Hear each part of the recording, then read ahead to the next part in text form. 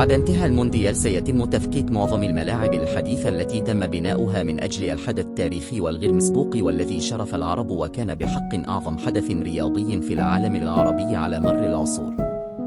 للأسف الشديد ستكون قطر مضطرة للتخلص من ملاعبها العالمية التي لن يكتب لها أن تعمر طويلا قد تحتاج قطر لإعادة استثمار المساحات الكبيرة التي خصصت لتشييد هذه الملاعب الضخمة والتي أخذت من مساحة قطر الصغيرة الشيء الكثير.